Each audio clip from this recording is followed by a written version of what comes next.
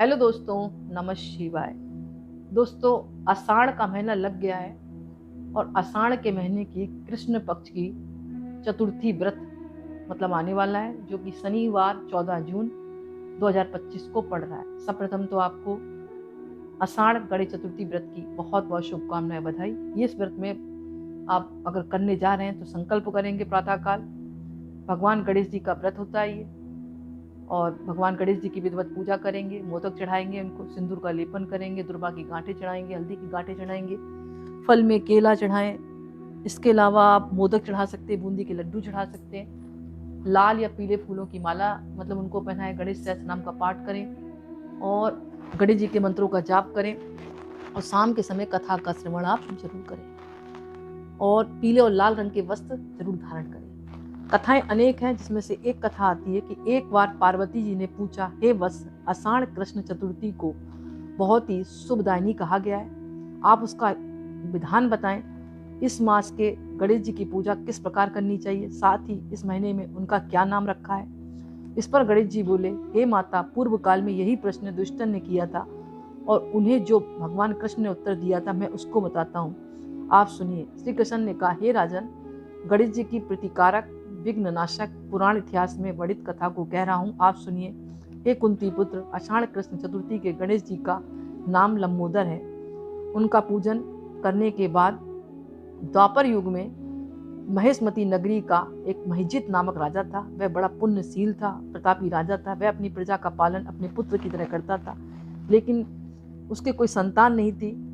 संतान बीन होने के कारण उसे राजमहल का वैभव अच्छा नहीं लगता था। वेदों में निसंतान का जीवन व्यर्थ माना गया है। यदि संतान विहीन व्यक्ति अपने पितरों को जल दान देता है तो उसके पितर उस जल को गर्म जल के रूप में ग्रहण करते हैं। इसी उहापोह में राजा का बहुत समय बीत गया, मतलब उहापोह का मतलब टेंशन में। उन्होंने पुत्र प्राप्ति के लिए बहुत से दान यज्ञ आदि कार्य किए, फिर भी राजा को पुत्र की प्राप्ति नहीं हो पाई। उसकी सारी जवानी बीत गई और बुढ़ापा आ गया, लेकिन वंश में वृद्धि नहीं हुई। राजा ने विद्वान ब्राह्मणों को या प्रजाजनों के संदर्भ में परामर्श किया।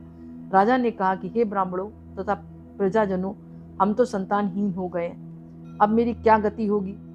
मैंने जीवन में किंचित भी पाप कर नहीं किया, मैंने कभी भी अत्याचार द्वारा धन संग्रह नहीं किया, मैंने तो सदैव प्रजा का पुत्र की तरह पालन किया तथा धर्माचरण द्वारा ही पृथ्वी पर शासन किया। मैंने चोर डाकुओं को सजा दी, गौ ब्राह्मणों का हित चिंतन करते हुए शिष्ट पुरुषों का आदर सत्कार किया, फिर भी मुझे अब तक पुत्र न होने का क्या कारण है पता नहीं चल रहा।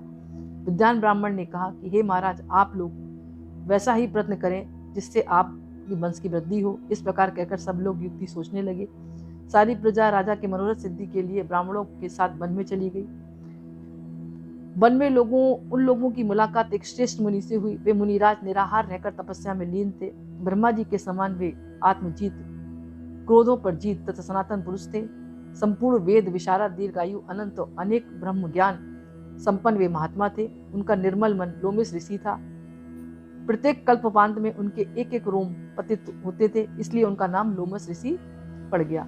ऐसे त्रिकालदर्शी महर्षि लोमस ने उन लोगों को दर्शन दिए। सब लोग उनके तेजस्वी मुनि के पास गए, सभी लोग उनके समक्ष खड़े हो गए। मुनि के दर्शन से सभी लोग प्रसन्न होकर कहने लगे कि हम लोगों को सौभाग्य से ऐसे मुनि के दर्शन हुए, इनके उपदेश से हम सभी का मंगल होगा। ऐसा निश्चय कर उन लोगों ने मुनिराज से कहा, हे ब्रह्म ऋषि, हम लोगों के दुख का कारण सुनिए। अपने संदेह के निवारण के लिए हम लोग आपके पास आए। भगवान, आप कोई उपाय बताएं।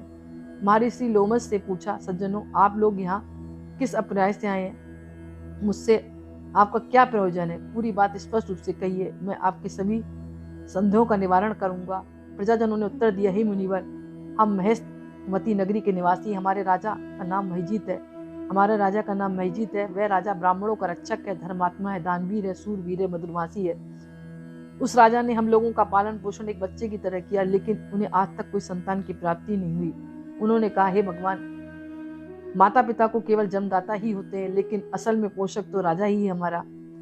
उन्हीं राजा के लिए हम गहन वन में आए हैं। आप कोई ऐसी युक्ति बताइए जिससे राजा के संतान की प्राप्ति हो। ऐसे में गुणवान राजा का कोई पुत्र नहीं है, यह बड़े दुर्भाग्य की बात है। हे मुनिवर, किस व्रत, दान, पूजन, अनुष्ठान कराने से राजा को पुत्र होगा? आप कृपा करके हम सभी को बताएं।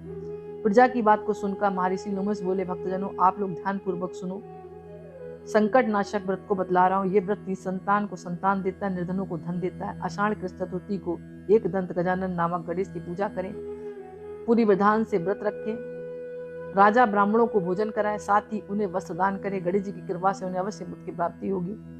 महर्षि लोमस की यह बात सुनकर सभी लोग करबद्ध होकर उठ खड़े हुए। सभी ने आकर ये बात राजा को बताई। इसे सुनकर राजा बहुत प्रसन्न हुआ। उन्होंने श्रद्धापूर्वक विधिवत गणेश चतुर्थी का व्रत करके ब्राह्मणों को भोजन कराया, वस्त्र दान दिए। रानी सुदक्षिणा को गणेश जी की कृपा से एक सुंदर सुलक्षण पुत्र प्राप्त हुआ। श्री कृष्ण जी कहते हैं, हे राजन, इस व्रत को ऐसा ही प्रभाव है। जो व्यक्ति इस व्रत को श्रद्धापूर्वक करता है वह समस्त संसारिक सुख का अधिकारी होता है। श्री कृष्ण ने कहा, हे महाराज, आप भी इस व्रत को विधि पूर्वक कीजिए। श्री गणेश जी की कृपा से आपकी सारी मनोकामनाएं पूर्ण होंगी, साथ ही साथ आपके शत्रुओं का भी नाश होगा। तो कहा जाता है कि जो व्यक्ति गणेश भगवान की पूजा करता है तो उसको कथा का श्रवण जरूर करना चाहिए।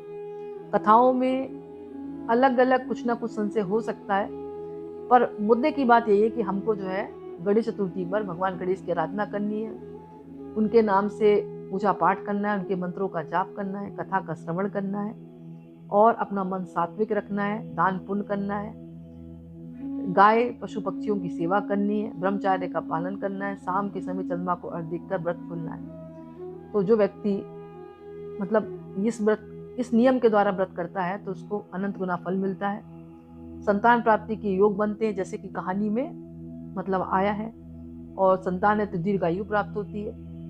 तो दोस्तों, ये छोटी सी कथा थी। मुझे आशा है कि आप सबकी समझ में आ गई होगी। अगर अच्छी लगे तो लाइक करें, कमेंट से नमः शिवाय जरूर लिखें।